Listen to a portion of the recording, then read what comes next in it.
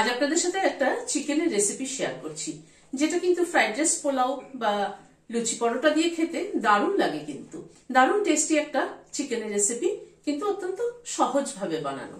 চলুন তাহলে দেখে নি কি করে বানালাম। এখানে 1 কেজি কারি কাট চিকেন ভালো করে ধুয়ে পরিষ্কার করে নিয়েছি। একটা মশলা তৈরি করে নিচ্ছি। একটা 2 ইঞ্চি মতো আদার টুকরো ছোট ছোট করে কেটে নিয়েছি। 3টে কাঁচা লঙ্কা ভেঙে দিয়ে দিলাম। 14-15 কোয়া রসুন আছে। নুন দিয়ে দিলাম। মশলাটাকে থেতো করে নিচ্ছি। এভাবে ইনস্ট্যান্ট থেতো করে দিলে কিন্তু ফ্লেভারটা দারুণ ভালো হয়। এবার চিকেনটার মধ্যে মশলাটা দিয়ে দিচ্ছি। এখানে 2টো পেঁয়াজ পেস্ট করে নিয়েছি। প্রায় 200 গ্রাম দই আছে, দই দিয়ে দিলাম। এই রেসিপিতে কিন্তু দইটা একটু বেশি লাগে। 2টো তেজপাতা দিয়ে দিলাম। 2টো এলাচকে একটু থেতো করে দিয়ে দিলাম। কাশ্মীরি রেড চিলি পাউডার দিলাম 1 চামচ। নুন দিলাম 1 চামচ। হোয়াইট অয়েল দিচ্ছি। চিকেনটাকে ম্যারিনেট করে একটু বেশিক্ষণ রেখে দিতে পারলে ভালো হবে। এই রেসিপিতে ম্যারিনেশনটাই কিন্তু মেইন। এবার চিকেনটাকে ক্লিং র্যাপ দিয়ে ঢেকে রাখছি, যাতে ফ্লেভারটা ইনট্যাক্ট থাকে। এভাবে ঘন্টা 2 রেখে দেবো।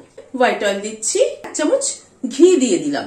প্রথমে একটা স্টার এনিস দিলাম ফোড়নে। 2টো দারচিনি দিলাম। 3টে লবঙ্গ দিলাম। 3টে এলাচ মাথা ফাটিয়ে দিয়ে দিলাম। গ্যাসের ফ্লেমটাকে কম করে ফোড়নটাকে একটু ক্র্যাক করিয়ে নিচ্ছি। ফোড়নটা থেকে একটা সুগন্ধ বেরোনোর পরে চিকেনটাকে দিয়ে দিচ্ছি। চিকেনটার মধ্যে সবকিছু দিয়ে ম্যারিনেট করা ছিল, এখন আর কিছু দেওয়ার দরকার নেই।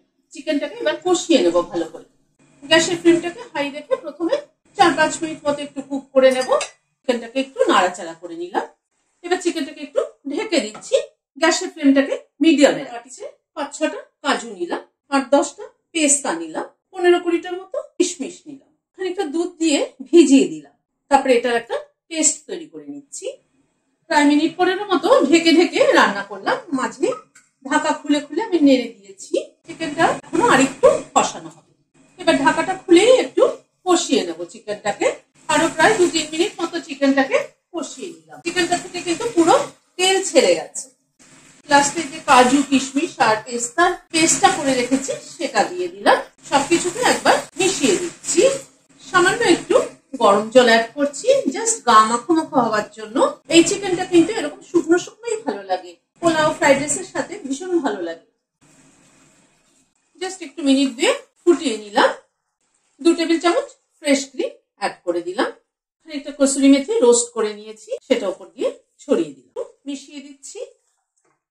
গ্যাসের ফ্লেমটাকে বন্ধ করে দিলাম। দিয়ে ঢেকে দিচ্ছি স্ট্যান্ডিং টাইম 5 মিনিট। ভিডিওটা যদি ভালো লেগে থাকে তাহলে একটা লাইক এবং সাবস্ক্রাইব করার অনুরোধ রইল। আজ তাহলে এখানে শেষ করছি।